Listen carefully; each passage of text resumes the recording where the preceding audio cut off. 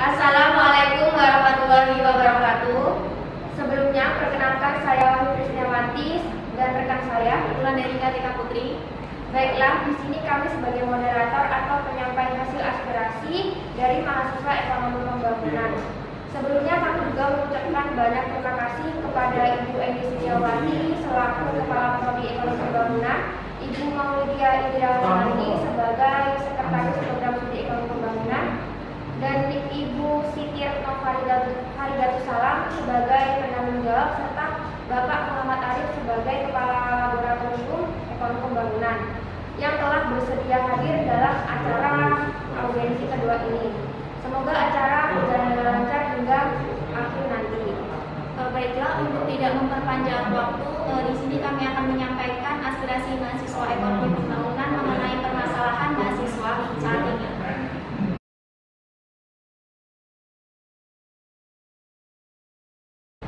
Ya, terima kasih.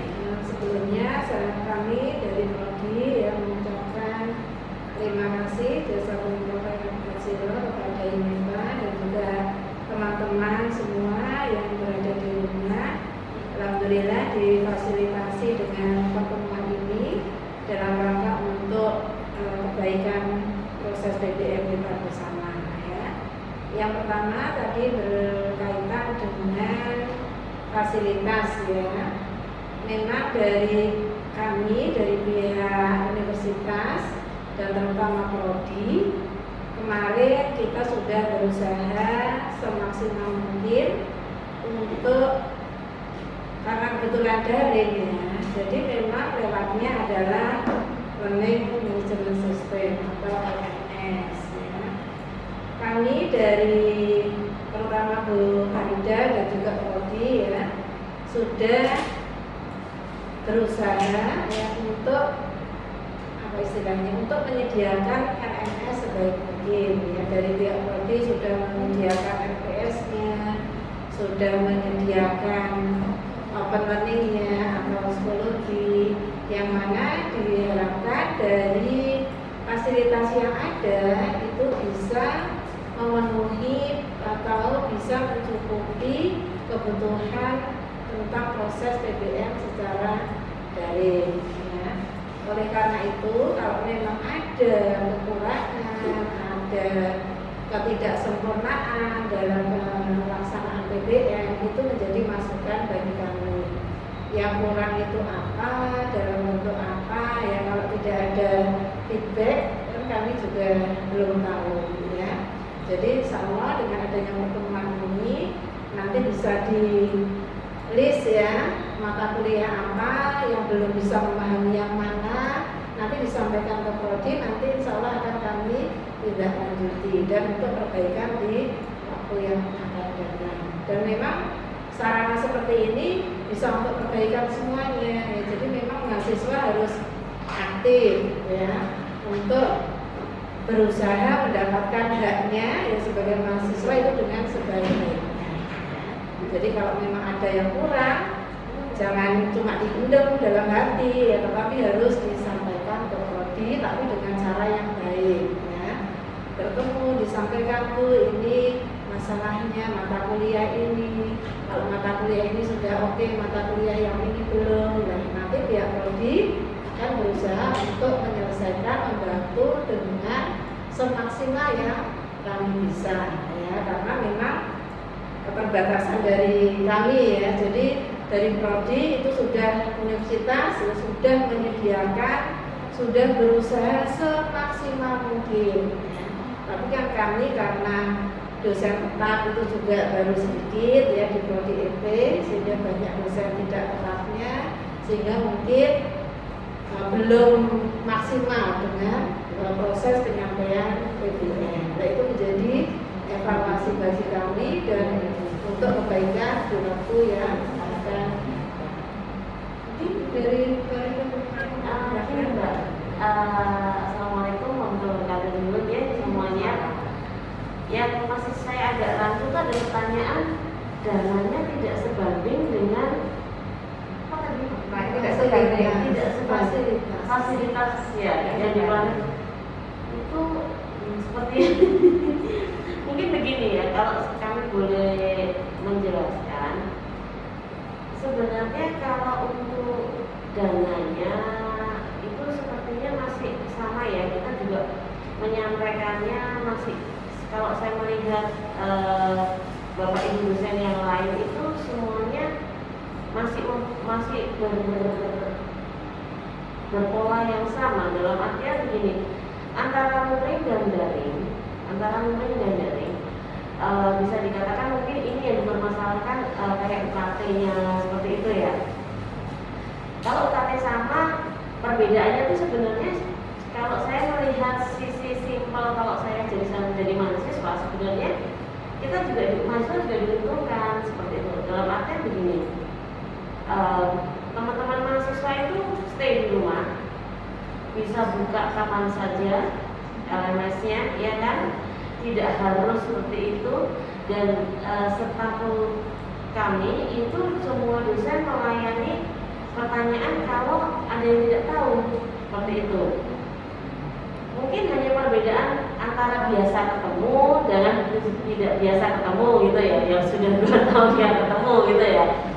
Ya, kalau seperti itu saya lihat kalau untuk UKT dan prasarana yang diperoleh sebenarnya sama. Justru kadang-kadang justru kita yang harus effort kita, dosen-dosen itu justru lebih besar, harus menyediakan waktunya bisa kapan saja, kemudian kita sudah harus bikin laporan, harus bikin ini itu, dan istilahnya semuanya tersistem dalam LMS itu, seperti itu. Kalau yang dimaksud seperti itu sebenarnya kita masih sama lah. Kami lihat hanya prosesnya saja yang dulu 2 tahun yang lalu itu adalah datang ke kampus. Nah, kemudian karena pandemi dan mungkin kayaknya semester ini sudah mulai hybrid ya. Nah, itu kira sama dengan masih ada. Itu kalau menurut saya ya, itu lumayan saya tambahkan sedikit. Seperti kalau terkait dengan pembiayaan itu ternyata misalnya pembiayaan. Saya mahasiswa universitas itu agak rugi nih, karena harus menambah tugas, gitu ya, semua harus online.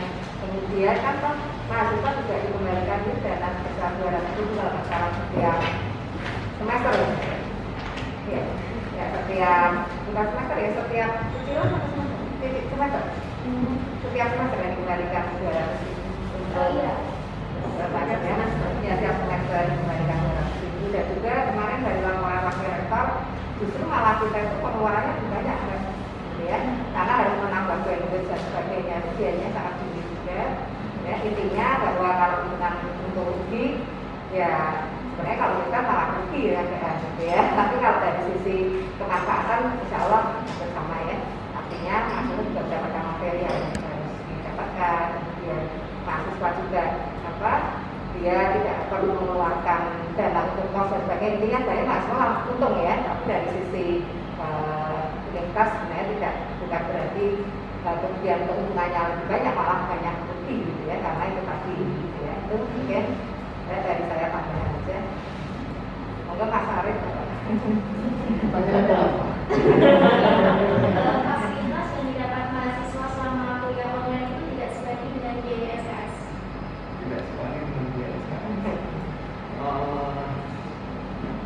Sebenarnya kalau untuk kalau untuk sarana untuk menyampaikan materi yang dosen ke mahasiswa itu sebenarnya tentatif ya. Tapi yang menjadi poinnya, yang menjadi apa istilahnya itu menjadi intinya itu sebenarnya kan dosen itu memberikan materi sesuai dengan kompetensinya masing-masing. Kalau untuk dari memang kalau kita anggap bahwa online itu memang tidak bisa seperti luring biasa, karena kan tidak tersampaikan secara maksimal gitu kan. Tapi kalau saya menganggap sampai tidaknya materi ke dosen itu saya kira dari dosen ke mahasiswa itu saya kira ya yang beda-beda ya, istilahnya ada yang sudah pas, ada yang belum. Tapi selama ini universitas itu selalu mengevaluasi melalui apa yang di kan itu evaluasi yang di tingkat universitas Pak Heri Pak itu loh. Dia itu sebenarnya dosen itu dituntut apa ya mengikuti aturan yang diberikan universitas melalui EJM. Jadi template-nya harus seperti apa, kemudian isi materi dan lain-lain seperti apa, itu sebenarnya tidak ada guidance-nya kan. Tapi karena semua serba mendadak ya, dan dosen itu kan beragam, ada yang bisa langsung memahami, kemudian mengaplikasikan, ada yang perlu belajar dulu, kemudian mengaplikasikan, ada yang sama sekali nggak bisa, gitu kan? Nah itu kan juga perbedaan itu yang akhirnya membuat apa ya, membuat masing-masing dosen itu beda-beda hasilnya. Nah, tapi intinya kampus sudah berusaha maksimal untuk menjembatani perkuliahan online seperti itu. Itu yang saya tambahkan seperti itu.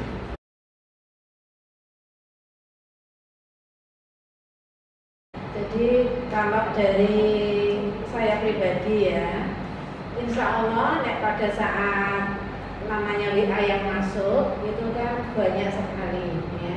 Jadi kalau saya kuliah, makanya saya pesan punya nomor kontak ketua kelas.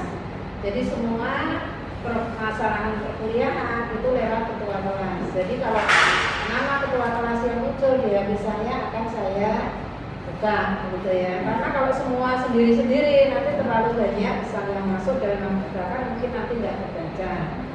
Kemudian setelah ini saya jadi kaprodi, saya berusaha untuk menjawab semua permasalahan dari mahasiswa. Ya. Kalau kemarin waktu kuliah saja itu dengan fasilitas ketua kelas ya. Kemudian pada saat ini saya kebetulan diamanai jadi kaprodi, berusaha untuk menjawab semua keluhan mahasiswa. Kalau tidak bisa hari ini ya besok ya. Atau mungkin 2 hari kemarin kan juga itu ya. Mungkin belum sempat saya baca, ya kemudian baru besoknya saya baca gitu. Jadi berusaha seperti itu, dan insya Allah nanti kemudian untuk dosen-dosen yang lain ya itu kan diharapkan ketua kelas yang aktif ya. Mungkin bisa jadi dengan dibentuk ketua kelas, jadi ketua kelas yang menghubungi dosen.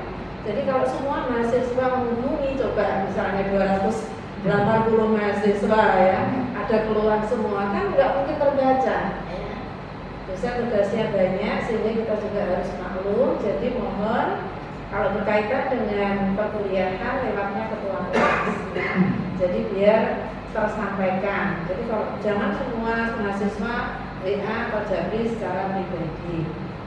Kemudian untuk masalah admin, masalah prodi, tadi saya sudah berusaha seperti itu, dan nanti insya Allah ya kami akan segera merealisasikan ya. Jadi nanti admin akan kami berikan HP, nomor HP khusus ya, lain gitu ya, sehingga insya Allah pada masa jam kerja insya Allah akan segera direspon. Jadi insya Allah minggu ini ya Pak Arif ya, nanti insya Allah akan kita berikan perangkatnya, kemudian nanti mahasiswa insya Allah dalam 1 hari insya Allah akan terjawab masalahnya ya, karena kalau lewat kaprodi tadi ya Pak, mungkin 1 hari itu saya habis untuk membalas WA ya, sehingga perlu dibantu oleh admin untuk menjawab semua permasalahan mahasiswa gitu ya. Dan untuk perkuliahan bisa lewat ketua kelas. Kalau lewat ketua kelas belum direspon bisa lapor ke prodi gitu ya.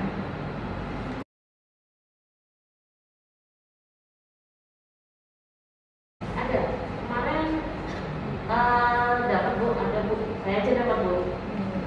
Iya, dapat itu Mbak. Kalau itu sepertinya ada kebijakan dari negara ya, seperti itu. Tapi kalau setahu saya kemarin dari pihak UMS itu membuktinya apa wujudnya Itu kan bagian itu, bukan dong.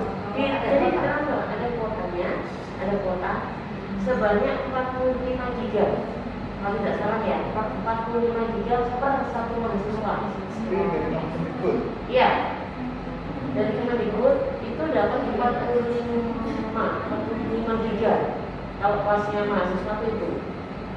Nah itu memang diberikan kepada semua mahasiswa yang tentunya tertera yang nomornya sudah masuk ya.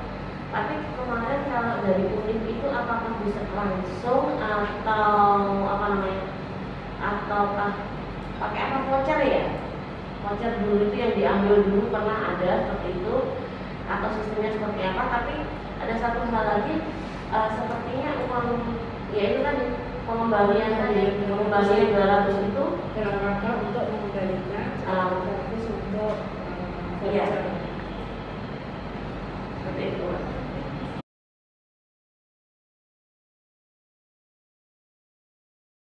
Jadi yang pertama ya, mengapa ada wacana dan kita berusaha merealisasikan minggu ini ya, karena memang situasi dan kondisi dari pandemi insya Allah sudah turun.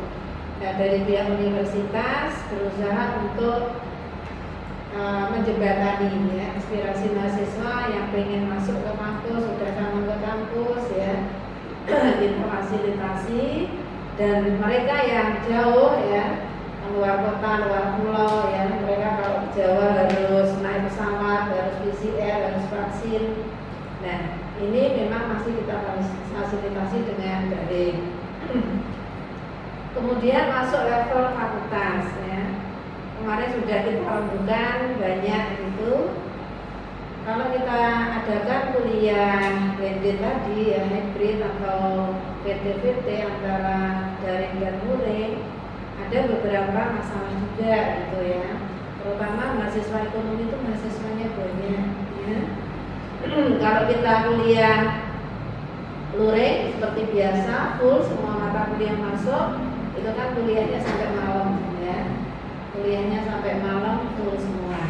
Kemudian kalau kita mau masukkan semua kan sudah melanggar peraturan ya, karena kuliah harus 50% ya, yang masuk itu 50% dari kapasitas kursi. Kalau misalnya 50, ini misalnya contoh ruangan ini 25, berarti yang 12 harus keluar ya. Sehingga dari beberapa masalah itu, karena juga masa uji coba juga, nah dari pihak fakultas kemarin menjembatani ya udah oke, jadi kita masuknya yang luring adalah mata kuliah praktek ya, karena bisa difasilitasi. Jadi nanti masuk lab, di sini hotspotnya juga oke ya. Jadi kalau dosen menerangkan di sini yang separuh lewat online itu ada fasilitasnya, hotspotnya juga oke, rekamannya juga oke. Kemudian kalau di teori di lantai atas ya, misalnya semua mau masuk gitu ya, mata kuliah semua mau masuk, di atas nanti terkendala rekamannya ya. Jadi yang masuk 50%, nah yang nanti yang 50% gimana? Nggak bisa direkam ya, karena masalah fasilitas ya. Jadi kalau di lantai 1 di lab terutama ini karena sudah difasilitasi yang lebih baik lagi sehingga bisa dilakukan untuk rekaman dan kuliah dari offline. Tapi kalau di lantai atas belum tersupport ya, nggak bisa itu di atas itu untuk apalagi untuk rekaman ya, untuk WA, untuk ini aja kadang kan lemot ya, sehingga daripada nanti menimbulkan masalah yang 50% dikemanain nanti gitu, nggak dapat fasilitas. Akhirnya dari Fakultas Ekonomi sepakat untuk udah yang masuk adalah yang praktek ya, untuk semester ini. Itu pun juga gantian ya, 1 bulan semester 7, 1 bulan semester 5, 1 bulan semester 3, 1 bulan semester 1. Itu yang bisa kami siapkan ya. Jadi memang minta maaf sekali lagi ya, seperti itu yang bisa diberikan oleh universitas dan kami dari pihak fakultas dan prodi untuk menjembatani mahasiswa. Dan kami juga dosen itu juga kangen ya ketemu dengan mahasiswa ya. Kita ngajar di kelas, kita itu malah enak ngajar di kelas loh, daripada ngajar di depan laptop gitu ya, atau di depan HP. Sehingga oleh karena itu dengan keterbatasan ini ya kita berusaha semoga ini bisa menjadi lebih baik. semoga nanti pandemi segera berakhir dan kita semester depan sudah bisa 100% offline gitu ya. Mungkin dengan banyak keterbatasan tentu saja, namanya kita manusia itu hanya bisa berusaha ya. Nanti lo alam, nanti semoga ya kita berharap COVID-nya sudah benar-benar mereda ya. Tapi Allah maha menentukan, kita nggak tahu apa yang akan terjadi di waktu yang akan datang. Kemarin aja kita sudah semester kemarin itu sebenarnya kita sudah mau blended, mau offline, tapi ternyata kasusnya melonjak sangat tinggi sehingga kita tunda lagi. Hanya mungkin tadi tambahkan syarat untuk apa blended itu syarat yang untuk survei yang maksudnya ada beberapa syarat, salah satunya persetujuan prokes, yang persetujuan orang tua, sudah vaksin, misalnya itu memang itu harus ditekankan ya. Kemarin sejak dari Pak Berdasarkan Iya. Jadi kan itu kan instruksi ya, namanya instruksi itu kan perintah gitu kan. Kita kan di bawah fakultas, kemudian fakultas di bawahnya universitas. Itu universitas mengeluarkan peraturan yang kita di bawah ini wajib ikuti. Gitu kan. Maka kita bisa mungkin itu men-setting bagaimana itu bisa terlaksana dengan baik di masing-masing prodi. Kita intinya juga seperti itu.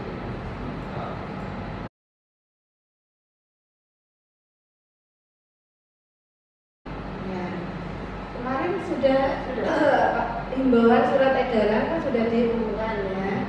Semester 7 masuk mulai minggu ini ya. Kemudian masuk 1 bulan itu pun nanti sudah dijadwal. Semester 7 kemarin sudah kita survei, yang rencana masuk itu adalah komputer analisis kuantitatif. Tapi ternyata setelah disurvei mahasiswa cuma 1 yang mau masuk ya. Orang masih dikit ya Mbak kemarin itu ya. Ya, sehingga akhirnya Pak Arif survei lagi ya, mendata lagi.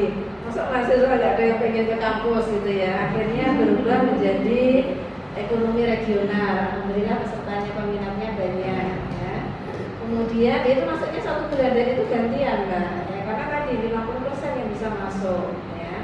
Jadi nanti yang 50% masuk, yang 60% kuliahnya di online dan masuk hanya 1 bulan.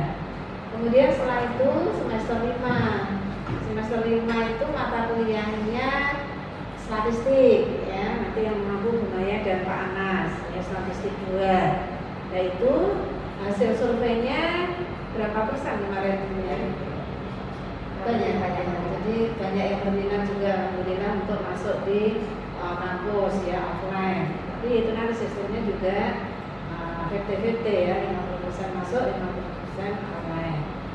Terutama mereka yang dekat ya, yang dekat dengan kampus silakan datang ya. Tapi kalau yang jauh ya ada opsi tetap online. Jadi istilahnya fleksibel saja.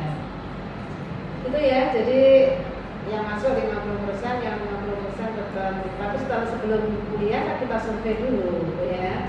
Mereka yang bisa masuk ke kampus, mereka yang memiliki akses orang tua, punya vaksinnya, kemudian ya rumahnya dekat, terjangkau, seperti itu. Diutamakan yang dalam kota. Kemudian mungkin tadi sudah disinggung oleh Bapak Dosen mengenai kesiapan mahasiswa untuk kuliah blended. Mungkin saya akan membacakan beberapa rekomendasinya. Mahasiswa yang menyatakan siap untuk melakukan kuliah blended sebesar 44,4% dan yang menyatakan berusaha sebesar 5,5%. Tadi sudah di Bapak itu sudah menjawab karena itu mungkin sedikit dorongan untuk mahasiswa yang belum siap ini bukan, biar mereka tuh lebih jelas gitu, biar apa ya kuliah blended itu fungsinya untuk apa gitu. Tidak siap blended gitu ya. Itu biar punya pencerahan sendiri. Ya, terutama sebenarnya tidak, maksudnya bukan berarti mereka yang tidak mau datang itu berarti jelek, bukan ya. Jadi mereka yang bersemangat tinggi untuk kuliah, insya Allah baik di rumah maupun di kampus itu sama saja gitu ya. Jadi semua motivasi kembali kepada diri kita ya. Jadi memang apalagi kita kuliah ekonomi ya, berpikir juga efektif dan efisiensi gitu ya. Jadi yang utama itu niat dan motivasi kita untuk belajar ya. Jadi insya Allah kalau niat dan motivasi kita itu 100% ya, fasilitas itu nomor yang kesekian. gitu ya. Jadi yang perlu ditinjau ulang adalah motivasi dan semangat kita masing-masing. Yang masuk ke kampus kalau niatnya hanya sekedar jalan-jalan, lah itu. Nah itu ketemu teman, jadi selama ini di rumah hanya di sini hanya sekedar datang kuliah, duduk dan pulang, itu malah nggak ada efeknya ya. Tapi kalau yang di rumah, tapi karena semangat 45, ya, semangatnya 100%, ya insya Allah mereka jadi lebih baik ya. Jadi tergantung kita gitu ya. Jadi fasilitas itu kita sudah komplit semua ya. Tergantung mahasiswa mau memanfaatkan atau tidak, semangatnya bagaimana, semangatnya semangat 45 atau semangatnya 10% atau 5%, nah itu kembali ke diri kita masing-masing.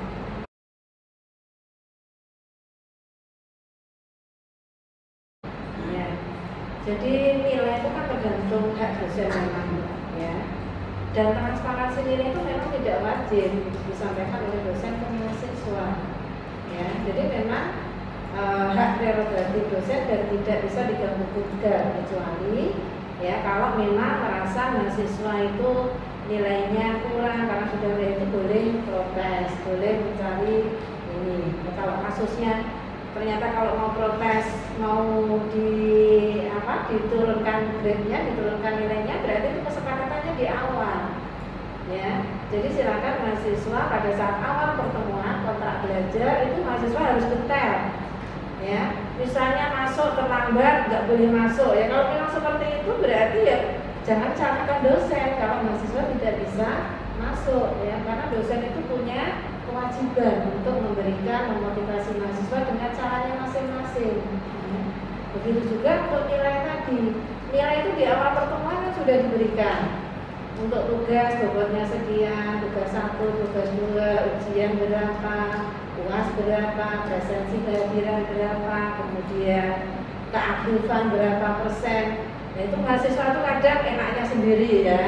Jadi nggak tahu persentasenya ya, nggak tahu persentasenya, kalau nilainya turun, nilainya jelek, tes. Jadi dilihat dulu persentasenya itu gimana. Apakah bobot tugas itu lebih baik? Apakah tugas ujian itu porsinya lebih banyak? Itu mahasiswa harus tahu. Dan harus tahu juga di awal. Ditanya juga misalnya dosen, kalau nanti perbaikan nilai boleh atau tidak. Kan kadang ada memang dosen tertentu yang karena untuk melayani perbaikan nilai juga repot itu Mbak ya, karena harus mencari arsipnya. Kita kan butuh energi tersendiri ya. Sehingga harus disepakati di awal ya. Kalau nilai tugas sudah transparan tadi, kemudian kalau bisa nggak kira-kira mengajukan perubahan nilai, itu tergantung dosen masing-masing. Dan dari aturan LJM pun, aturan universitas, hak prerogatif dosen untuk misalnya tidak mau mengumumkan itu bukan kesalahan dosen, ya. Karena itu menjadi kewajiban dosen dan hak dosen memberikan nilai. Dan nilai yang belum bisa dipahami kadang ada juga yang dosen menilai dari sikap ya, terutama misalnya saya yang presentasi itu tidak hanya nilainya dari nilai ujian, tapi sikapnya dalam presentasi ya, itu juga dinilai ya, karena presentasi itu melihat kesiapan kita ya, kesiapan mahasiswa untuk jauh ke depan ya.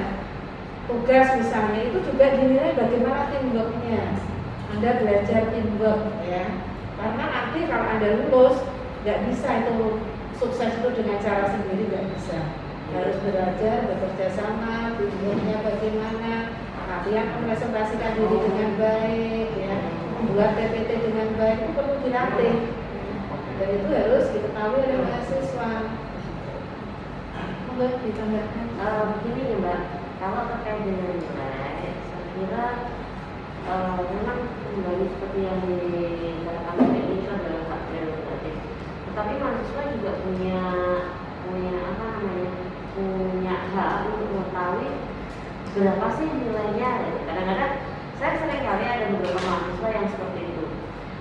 Terkadang begini, marah karena rasa percaya diri mahasiswa itu kadang-kadang tinggi bahwa saya sudah bisa loh Bu, saya bisa ini loh Bu, saya begitu dilihatin ini loh.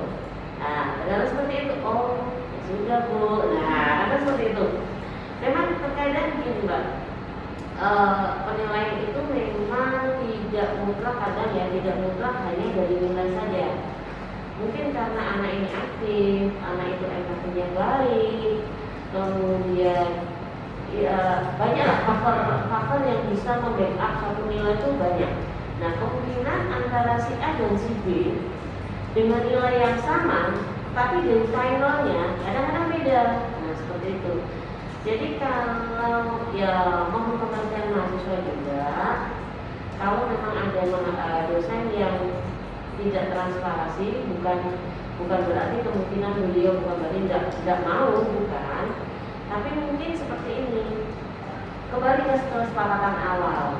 Jadi kembali lagi karena panjenengan kan mahasiswa itu sekarang pilihnya apa-apa transparan. Ya kalau transparan ya diomongin dulu di depannya.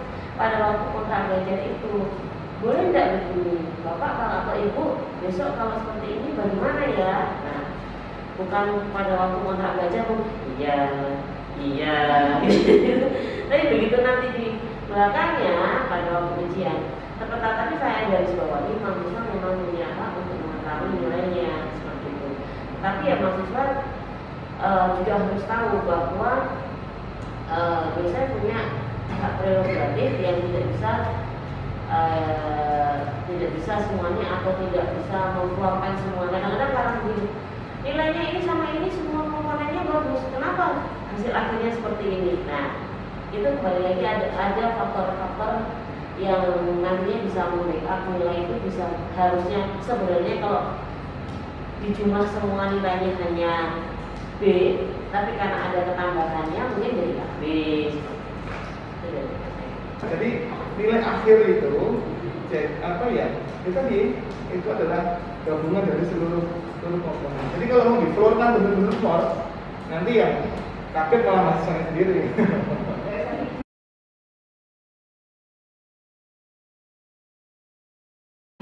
Untuk periode ini kita mulai membuat alur skripsi bagi yang mengambil skripsi sesama skripsi baru ya.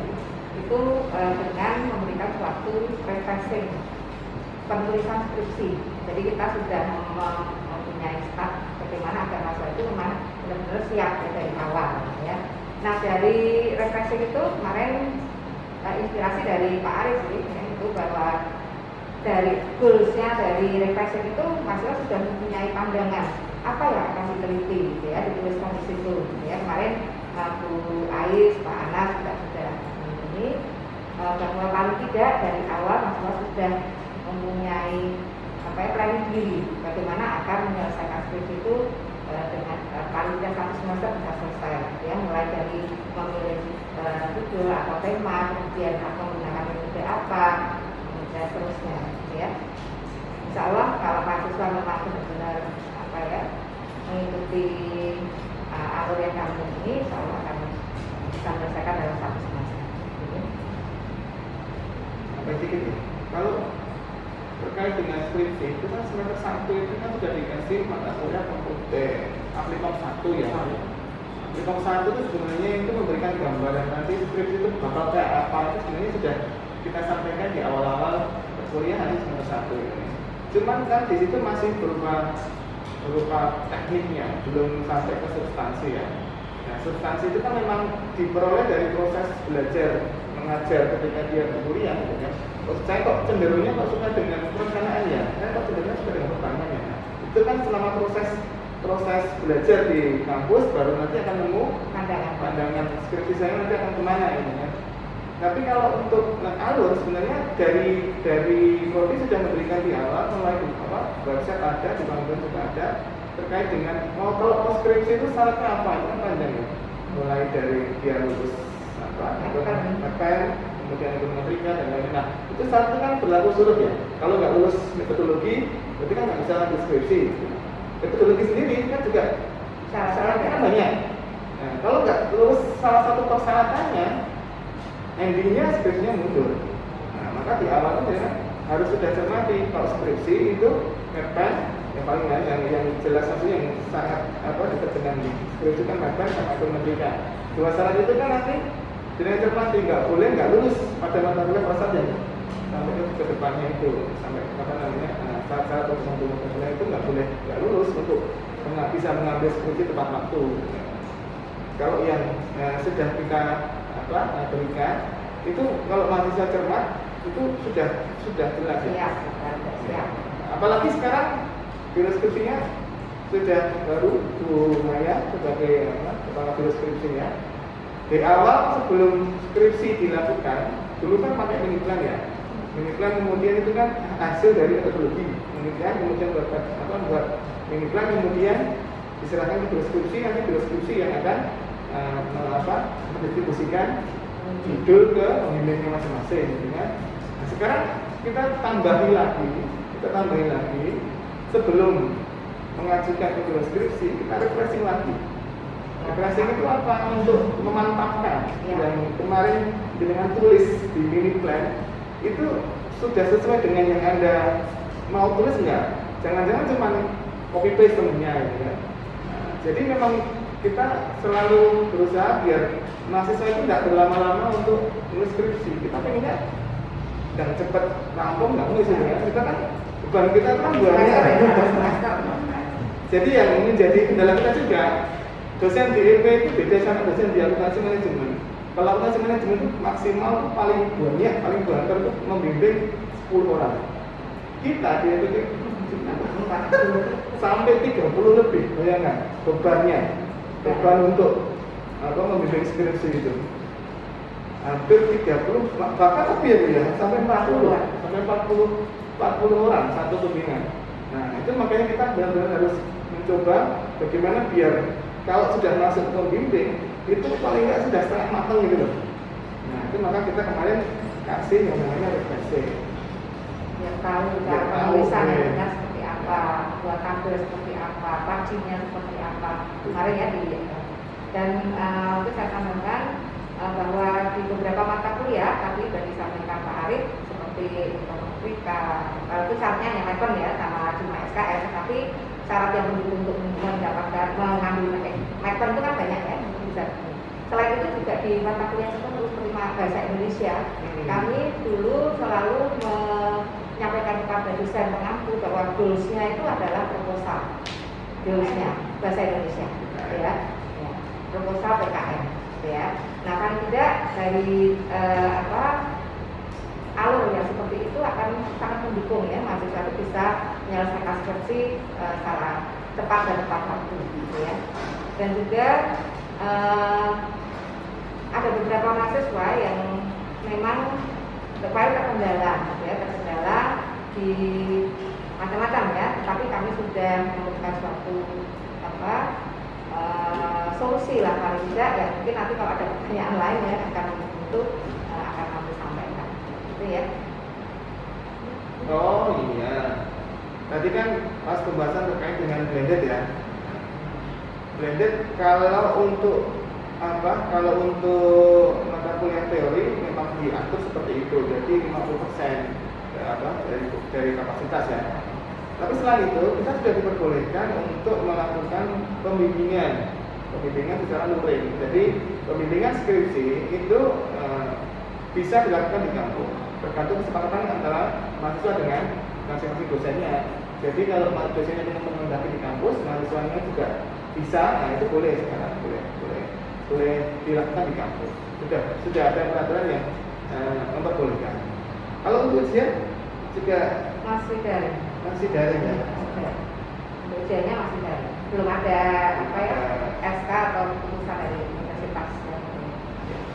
Terkait dengan skripsi, sekarang ada alur yang bisa diunduh di web, gitu ya. Alurnya yang mahasiswa yang baru mengambil itu kemarin mengikuti refreshing, kemudian mengajukan mini plan ke prodi untuk mendapatkan pembimbing. Nah, itu melalui link sudah saya upload. Nah, bagi mahasiswa yang lama juga wajib, walaupun tinggal ujian ya, tapi masih memprogramkan di KRS sekarang, itu wajib juga untuk mengisi link untuk ajuan skripsi lama, gitu ya. Itu kita sudah mendapatkan data, karena selama ini banyak sekali terlewatkan ya untuk data-data skripsi yang mahasiswa yang melanjutkan semester untuk skripsi. Jadi disilakan untuk mengunduh di web, gitu ya, baik yang skripsi lama maupun baru mengambil skripsi sekarang, ya. Ya,